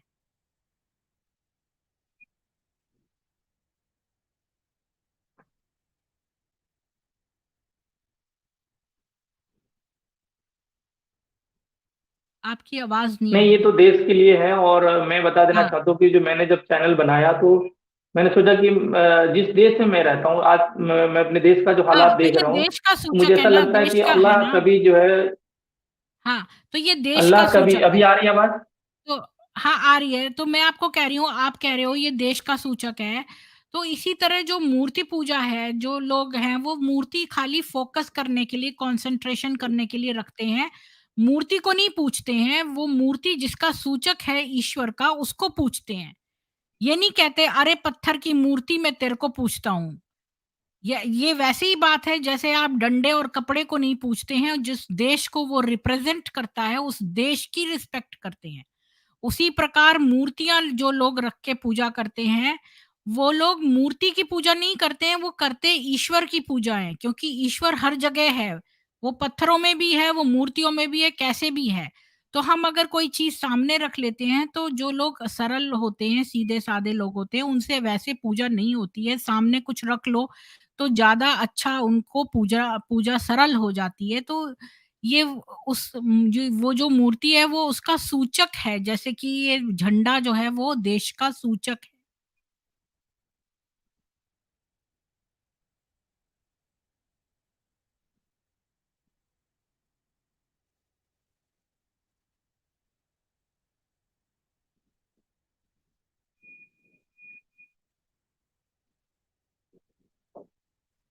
जी, हक वाला जी, आपने मेरी बात समझ में आ गई क्या?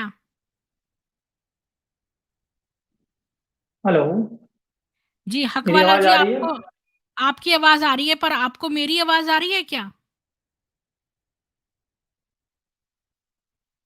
जी जी जी, मैम समझ गया मैं। जो आप कहना हाँ, चाह रहे थे, मैं समझ हाँ, गया इस चीज को। हाँ, मैं ये कह रही हूँ कि ये लोग बहुत बेवकूफ़ हैं।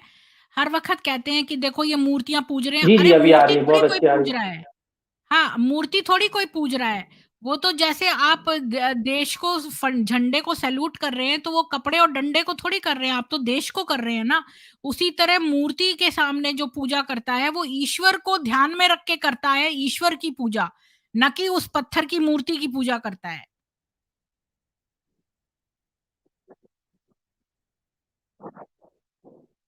हमारे यहाँ पर ना कोई कंपल्शन नहीं है कि आप मूर्ति रखकर ही पूजा करो।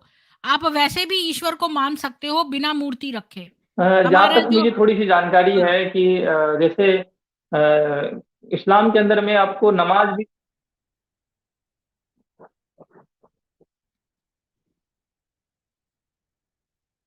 जी, आपकी आवाज़ आती-आती रुक गई। क्या आपने बोलना बंद कर दिया?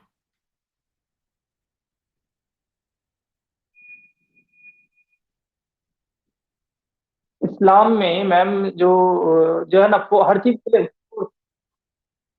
फोर्स फोर्स फोर्स फोर्स करता है। हर चीज के लिए, नमाज पढ़ने के लिए भी फोर्सेस है।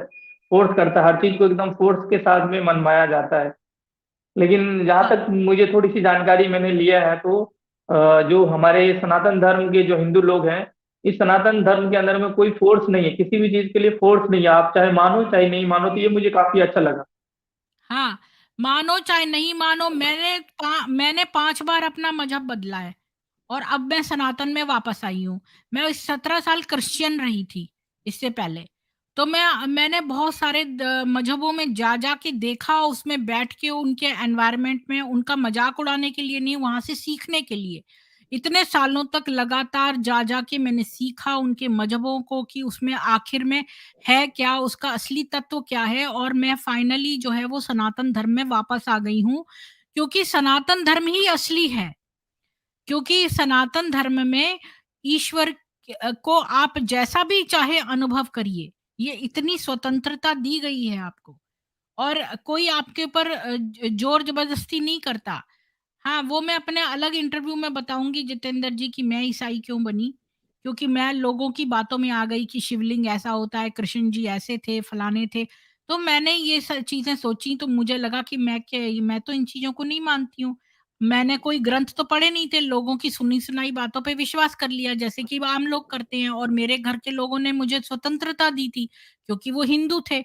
उन्होंने स्वतंत्रता दी थी कि मैं किसी भी मज़हब को जाके फ़ॉलो करके वहाँ पे मान सकती हूँ। मेरे घर में ये नहीं बोलते थे कि तुम ईसाई की बाइबल क्यों पढ़ रही हो या तुम कोई और कुरान क्यों पढ़ रही हो, ये सब मेरे को नहीं बोलते थे। मेरे को स्वतंत्रता थी कि मैं कुछ भी पढ़ूँ। यहाँ तक कि मेरे माँ-बाप ने मुझे हिंदू धर्म के बारे में नहीं बताया। मेरे अंदर इतनी सारी गलतफ़हमियाँ हो गईं और इन लोगों की बॉलीवुड की मूवीज़ देख-देख के और यहाँ-वहाँ लोगों से अफ़वाहें सुन के हिंदू धर्म के बारे में। अब जाके मैंने जो है हिंदू ग्रंथ पढ़ने शुरू करे और जब ऋग्वेद पढ़ना शुरू किया तो मैं देखती रह गई, मेरी आँखें खुली की खुली रह गई। अगर आप ऋग्वेद पढ़ोगे तो आपको पता चलेगा कि कितना महान है ये सनातन धर्म, इतना महान है लेकिन लोगों की इसकी महानता के बारे में पता ही नहीं है। और हक वाला एक्स मुस्लिम जी आपको मालूम है जो गंदी चीज़ होती है वो ज़्यादा एडवर्टाइज़मेंट करती है। आपने देखा होगा टीवी पर वो वाले प्रोडक्ट्स का एडवर्टाइज़मेंट ज़्यादा आता है जो बेकार होते हैं, जो अच्छी चीज़ें होती हैं वो एडवर्टाइज़ ही नहीं करती। वो इसलिए एडवर्टाइज़ नहीं करती है क्योंकि उनकी क्वालिटी खुद अपनी पहचान है। जैसे आप अगर सोनी टीवी खे आपने कभी सोनी टीवी का ऐड देखा है? कभी नहीं देखा होगा। क्योंकि उनको पता है उनका प्रोडक्ट अच्छा है तो वो कभी एडवर्टाइज़ नहीं करते। एडवर्टाइज़ कौन करता है? थोथा चना बाजे घना। यानी जो खोखला होता है वो ज़्यादा बचता है। यानी कि ये जो कुरान के लोग जो ये दीनी दावतें देते हैं और जगह-जगह से चिल्ला-चिल्ला के बोलते रहते हैं तो इनका खोखलापन है ये। और ये अंदर से इनकी कोई क्वालिटी नहीं है इसलिए इनको एडवर्टाइज़ करना पड़ता है। हमारे जब हिंदू सनातन ग्रंथ हैं, उनमें इतनी महानता है कि जब आप उसको पढ़ने लगोगे, आपको तो हिंदी आती है, तो संस्कृत हिंदी वाले जो शुद्ध किताबें हैं, आप उनको पढ़ के देखिए कभी, कोई फ़ोर्स तो है नहीं। पढ़ें, ना पढ़ें, कभी मन में आया तो पढ़ लें। तो देखें कि कितना महान है ये। आपको खुद पता चल जाएगा, किसी को बताने की आवश्यकता नहीं है आपको।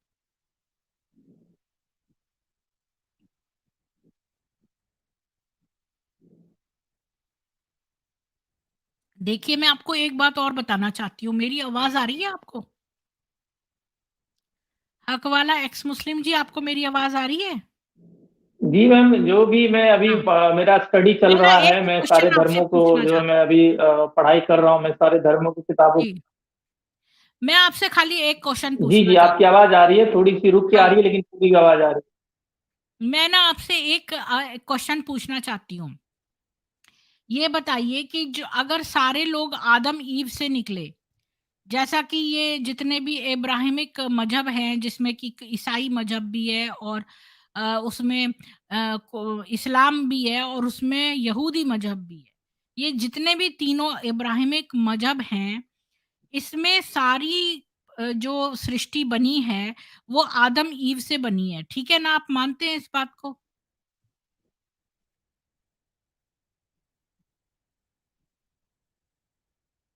आप मानते हैं इस बात को कि सारे लोग आदम ईव हव्वा से हुए हैं?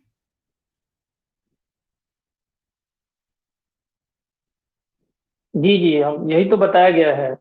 हाँ, तो आप ये बताइए मुझके इसका मतलब उनके बच्चों ने आपस में शादियाँ की और उनके बच्चों ने आपस में की, यानी सगे जी, बच्चों ने इस्लाम की आपस तो में यही टीचिंग शादियाँ है। की। और जहाँ तक हाँ, बाइबल की और तोरा की बात है तो उसमें भी यही बात लिखी है। हाँ, तो आप अपने दिमाग से सोचो कि जो जेनेटिक अगर आपने थोड़ी भी बायोलॉजी पढ़ी होगी, तो कितना भयंकर जेनेटिक म्यूटेशन हो जाएगा अगर सगे सगे भाई-बहन आपस में शादियाँ कर रहे हैं तो। अगर आदम ईव के बच्चों ने आपस में शादियाँ कर लीं और उनके बच्चों ने आपस में कर ली तो इतने बरसों में तो बहुत जेनेटिक म्यूटेशन हो जाना चाहिए था। ये तो इंसेस्ट है।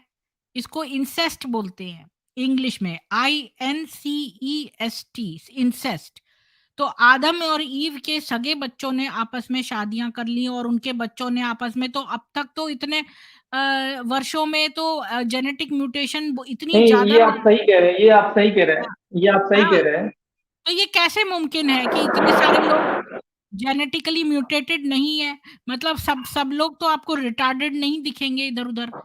तो ऐसा कैसे है कि ये सारे लोग आदम हव्वा हव्वा से निकले हुए, ये कुछों आप के सही तो कह रहे हैं, दुनिया में जितनी हाँ, जी, जी, दुनिया और में और ये जो दुनिया में अफ्रीका जितने के सारे लोग हैं, जो देखो अफ्रीका के लोगों के बाल घुंघराले होते हैं, जी, उनका रंग डार्क होता है और जो यूरोप के लोग हैं वो तो गोरे और लंबी तीखे नान नेक्श वाले होते हैं।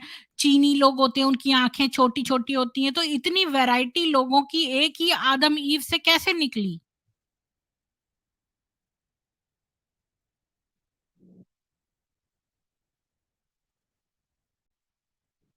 ये बताइए। इसके बारे में आप क्या कहते हैं? जी, जी, जी।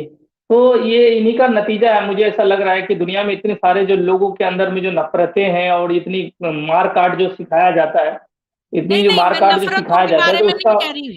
उसका मैं कह कारण रही यही हूँ है जो कि आप बता रहे हैं, मुझे मैं जितना जानता हूँ। नहीं, नहीं, मैं आपको ये कह इतने रही हूँ सारे कि जो ये बात ही गलत दुर्व्यवहार जो है। लोग करते हैं दुनिया में, नहीं, तो नहीं, यही मैं ये कारण कह है रही कि हूँ इतनी सारी नफ़रतें जो लोगों को सिखाया जाता है।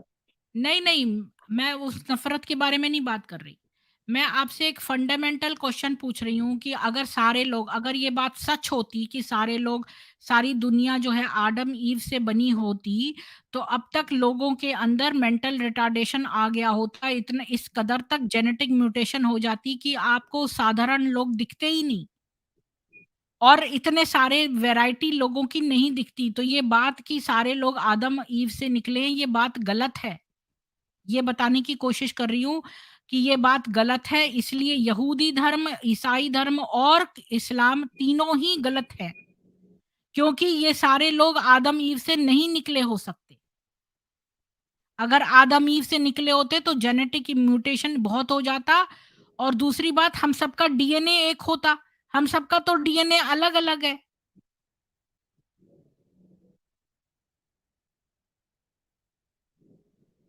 नहीं, मैं मैं इनको धर्म नहीं कहता हूँ। जी, जी, मुझे मैं नहीं इनको लगता धर्म आपको नहीं मेरी कहता हूँ जैसे आवाज़ आप आ कह रही रहे हैं, है। ये दीन है। दीन मतलब मज़हब होता है और एक नहीं, कानून होता है। दीन मैं का मतलब आपसे एक कुछ कानून और होता बात है। कर रही हूँ। लॉ होता है कि आपको उसके लगता लॉ है के हिसाब से आपको चलना है। आपको मेरी आवाज़ आ नहीं रही है लगता है। मैं कुछ और कह रही हूँ, आप कुछ और कह रहे हैं। नहीं, आवाज़ आ रही है, आवाज़ आ रही है। तो मैं आपसे ये कह रही हूँ कि ये आदम ईव से सारी दुनिया निकली है, ये गलत बात है। ये और ये तीनों मज़हबों में दी हुई है ये बात। तो इसका मतलब ये तीनों मज़हब गलत हुए बेसिकली, क्योंकि ये पॉसिबल नहीं है कि सारी दुनिया जो है वो आदम ईव से उत्पन्न हुई हो।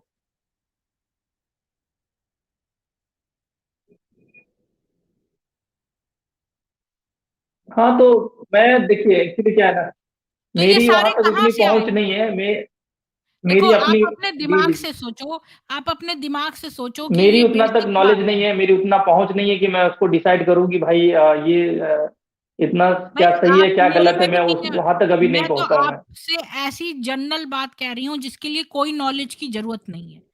आप जाके किसी किताब में बायोलॉजी की उठा के देख लो, बच्चों की जो बायोलॉजी किताब होती है 10वीं क्लास की, उससे नीचे की कोई किसी में भी देख लो कि अगर जो सगे संबंधी आपस में शादी करते हैं तो उनके बच्चे म्यूटेशन हो जाता है उनके अंदर, जेनेटिक डिफेक्ट आ जाते हैं। तो वो लोग मेंटली रिटार्डेड हो जाते हैं। बहुत सारे आप गूगल पे सर्च कर लो, चाहे बायोलॉजी की किताबें खोल के देख लो, ये तो बच्चे-बच्चे को पता है। तो आदम ईव से सारी दुनिया निकल ही नहीं सकती, क्योंकि वो तो सारे अब तक सब पगला गए होते, सबके अंदर इतने डिफेक्ट हो गए होते कि वो आपको नॉर्मल कोई व्यक्ति दिखता ही नहीं। सारे ज़ॉम्बी अजीब-अजीब मुँह के और इस तरह के अ, विकलांग दिखते। जी मैम जी, मैं आपसे मुझे बात करके बहुत अच्छा लगा। ठीक है, तो आप सोच लेना बाद में। इसके लिए बहुत नॉलेज की ज़रूरत नहीं है, इतने से ही आपको पता चल जाएगा कि ये तीनों धर्म गलत हैं। और मैं आपको एक बात बता दूँ कि सनातन धर्म में जो कैसे सृष्टि की रचना हुई है, कि ब्रह्मा जी के 10 मानस पुत्र थे। ईश्वर जो है ना, जो ईश्वर अच्छा, की मैं किरण चाहता है। हूँ जी, मैं चाहता हूँ मैम मैं चाहता हूँ मैम मैं चाहता हूँ मैम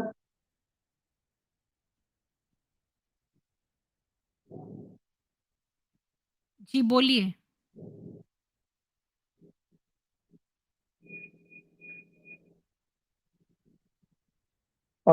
मेरे पास वक्त की थोड़ी कमी है। मैं चाहता हूँ कि ये बातें जो है ना, एक दूसरा एपिसोड हम बना सकते हैं इसका।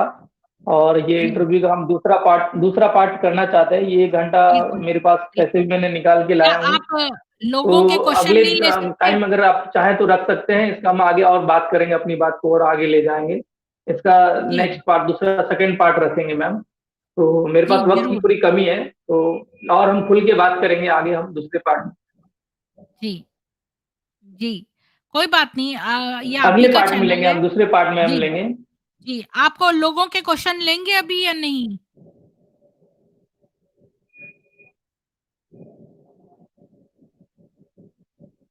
तो मैं विदा चाहता हूँ, मेरे पास वक्त की कमी है। मैं आपको ठीक है। शुक्रिया कहता हूँ। धन्यवाद आपका जो आप जुड़े और आपने हमें समय दिया। ये आप ही का चैनल है, आप आते रहिएगा। अभी नहीं लूंगा, मेरे पास वक्त की कमी है। मैं इसका सेकंड पार्ट, अगर आप मेरा इंटरव्यू कर लेंगे, आपके स्ट्रीम में आएंगे, तो फिर दोबारा हम क्वेश्चन लेंगे, हम जरूर लेंगे। जी, ओके। धन्यवाद आपका आने का। जी, 91 लोग जो देख रहे हैं, प्लीज़ लाइक कर दीजिए शुक्रिया वीडियो मैम, को। आपने मुझे वक्त दिया, और मैं चाहता हूँ कि इसका सेकंड पार्ट भी रखें आप। ठीक है। धन्यवाद। थैंक यू जी, मैम। जितने थैंक यू, गुड नाइट सभी थैंक को, यू। गुड गुड नाइट जितने भी गुड देख रहे नाइट, हैं शुभ सबको। रात्रि। जय हिंदू राष्ट्र। जी। जितने लोग देख रहे हैं इस समय, लाइक शेयर कर दीजिए ठीक है, एक जय हिंद, बटन। वंदे मातरम मैडम। सभी को जी, जय जय हिंद, हिंद। वंदे मातरम। जय हिंद। जी, तो 92 लोग जितने देख रहे हैं, प्लीज़ लाइक बटन दबा दीजिए, क्योंकि यूट्यूब आगे रिकमेंड तभी करता है जब हम उसको लाइक करते हैं। तो अभी मैं देख लेती हूँ, विभू जी अगर अपना पार्ट 3 करना चाहती हैं तो वो अभी कर सकती हैं। मैं देख लेती हूँ, तो मैं एक स्ट्रीम खोल लूँगी विभू जी के लिए, अगर वो अवेलेबल होंगी तो। और नहीं तो फिर हम जो है फिर कल मिलेंगे ऋग्वेद के साथ। और मैं 1 मिनट उनसे पूछ लेती हूँ विभू जी से, तो आपको बता देती हूँ।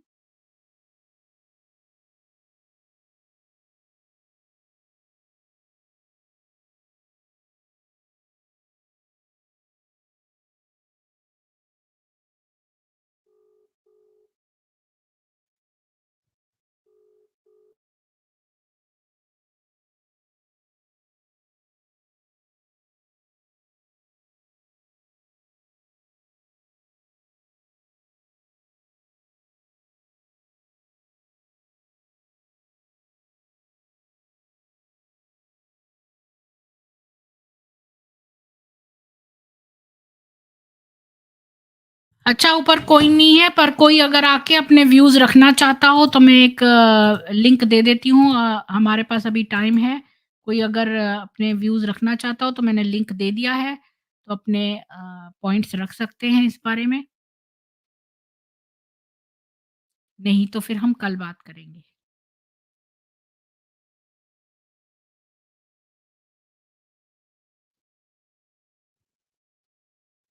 जी, धन्यवाद सबका।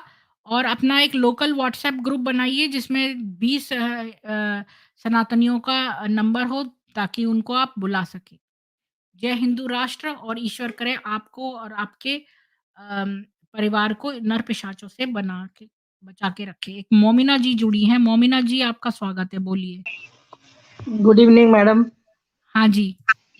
जी, आपको जी, भी बहुत बहुत शुभकामना। आप जो कर रही हैं, मैं तो जब भी मौका लगता है मैडम मैं सुनती हूँ, और काफी मुझे इंटरेस्ट है इन सब में।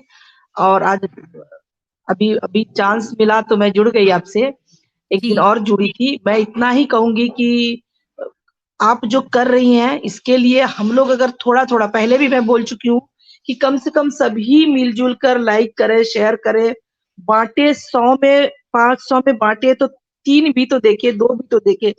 कुछ तो जाने, कुछ तो सीखे, कुछ तो समझे। बस मैं ये जी, मुझ मोमिना जी जैसे आप व्यक्ति मोमिना हैं? आप मोमिना नहीं, हैं या एक्स नहीं, मुस्लिम हैं? नहीं, नहीं, बिल्कुल नहीं, बिल्कुल नहीं, बिल्कुल नहीं। तो कभी मैं आप मेरे फुर्सत से साथ आप बात से स्ट्रीम बात करेंगी? करूँगी। आप जी, मेरे जी, साथ मैं स्ट्रीम करूँगी। करेंगी? तो बिल्कुल, अभी बिल्कुल, बिल्कुल। तो हम अभी कर सकते हैं अगर आप चाहें तो, फिर मैं इतना आज काट लेती हूँ। आज मैं आज नहीं कर पाऊँगी क्योंकि थोड़ा मुझे काम है, मेरा ऑफ़िशियल काम है, तो वो लेके कल मैं घर पे करेंगी? कर रही हूँ। जी, कल करेंगी? कल? कल कल कितने बजे बोलेंगी आप? 8 बजे रात को, इंडिया जी, टाइम। कल स कल मैं जुड़ जाती हूँ। मैं आधा ठीक घंटा वक़्त दूँगी। जी, तो आप ऐसा करिए मेरे इस पर एक लिंक मतलब मेरे को एक हेलो भेज दो, ताकि मैं लिंक जी। कहाँ पे भेजूँगी आपको? मैं सबको सामने नीचे नहीं लिंक देना चाहती। ये मेरा ईमेल है, आपको ईमेल करना आता है? आप ईमेल से मेरे को हेलो बिल्कुल, बोल बिल्कुल, सकते हैं। बिल्कुल। ये अभी स्क्रीनशॉट ले लूँ मैं? ये हाँ, हाँ, स्क्रीनशॉट ले लूँ? बिल्कुल। हाँ, बिल्कुल यस, ले लीजिए। ले लिया, हमने ले लिया मैम। ठीक है, तो मैं ये 07 है, 0 ओ नहीं है, ये 0 है। ठीक है? तो आप मेरे को यस, एक मेल यस, अभी यस। डाल दीजिए। हाँ, मैं कर अभी देती डाल हूँ। दीजिए और ये जो आपको मैं आपकी हाय एम भेजती हूँ। हाँ, और ये जो एम लिखा हुआ है ना आपने मोमिना वाला एम, ये इसकी जी, तस्वीर भी भेज दो, तो फिर मैं ये भी लगा दूँगी उसमें। ठीक है, अगर नहीं भेज ठीक है। सकती तो कोई बात नहीं, मैं इसमें से काट हाँ, लूँगी। हो सकता है कि मैं नहीं भेज पाऊँ तो ठीक है, कोई बात नहीं फिर। ठीक है? बस मुझे ये हेलो करके भेज दो ताकि मैं आपको अच्छा, लिंक भेज दूँगी कल के लिए। अच्छा मैं डिस्कस क्या करूँ पहले वो मुझे आप गाइड करें प्लीज़। आप बस लिख के कुछ नहीं लिखना, बस मेरे को मेल पर हेलो भेज दो आप, हाय कुछ भी ऐसी ठीक है, खाली मेल ओके, भेज दो ओके, ताकि मेरे पास आपके ईमेल का एड्रेस आ जाए और फिर मैं ठीक है, उस पर आपको लिंक भेज दूँगी कल का। ठीक है, ठीक है मैम, ठीक है। अभी ठीक है करती ना? हूँ मैं और हाँ, बहुत-बहुत शुभकामना आपको बहुत-बहुत दिल आप से, एक्स हृदय से मुस्लिम हो गई? मतलब आप एक्स मुस्लिम हैं, इंडिया से हैं या आप पाकिस्तान से हैं? नहीं, नहीं, नहीं मैं मुस्लिम नहीं हूँ मैम, मैं हिंदू हूँ। ओह! तो फिर कैसे आपने मोमिना नाम रखा हुआ है? मैंने नाम रखा किसी कारण से और हुँ। एक्चुअली हमने मोमोना रखा था, वो मोमिना हो गया। मोमोना रखा था मैंने। अच्छा, तो फिर हिंदू हाँ, मतलब फिर मैं आपसे क्या पूछूँगी? मतलब मैं आपने तो बताती इसमें हूँ ना, कुछ भी नहीं मैं लिखा। बताती हूँ ना। मैं हिंदू से क्रिश्चियन बनी फिर हिंदू बन गई। अच्छा मैं भी हिंदू से क्रिश्चियन बनी फिर बन गई। हाँ, मुझे आपका तो आप पता है ये अच्छा, अच्छा, अच्छा। ठीक है, ठीक है तो नहीं फिर चाहते कल तो भी आपके कोई साथ बात नहीं। ऑलरेडी मेरा एक ने इंटरव्यू किया था इसी कारण से, मैं नहीं चाहती थी फिर भी उन्होंने कहा नहीं मुझे आपका लेना है। तो आर्यपुत्र जी ने आपको एक बार मैं बताई भी हूँ। आपने कहा हुँ, था कि एक बार मेरे साथ भी जुड़े आप। हुँ, हुँ, आपको हुँ। याद नहीं है क्योंकि आप इतना काम करती हैं, याद हाँ, नहीं रह सकता है। तो क्यों आपने क्रिश्चियनिटी छोड़ी ये बताएँगी आप? मैं इस तरह से जुड़ी नहीं थी। जबरन इन लोग सवार हो जाते हैं, इतना तो आप जानती ही हैं ना। अच्छा ठीक है तो तो कल सुनेंगे आपकी स्टोरी। हाँ, कल हाँ, सुनते हैं। ठीक है। ठीक है, ठीक है, ठीक है। बहुत-बहुत शुभकामनाएँ। गुड और नाइट। Good night. जी, तो आप सब लोगों को जय हिंदू राष्ट्र और कल फिर मिलते हैं ऋग्वेद के समय। और अभी अगर विभू जी ने तैयार हो गई तो हम विभू जी के साथ कर लेंगे स्ट्रीम। जय हिंदू राष्ट्र।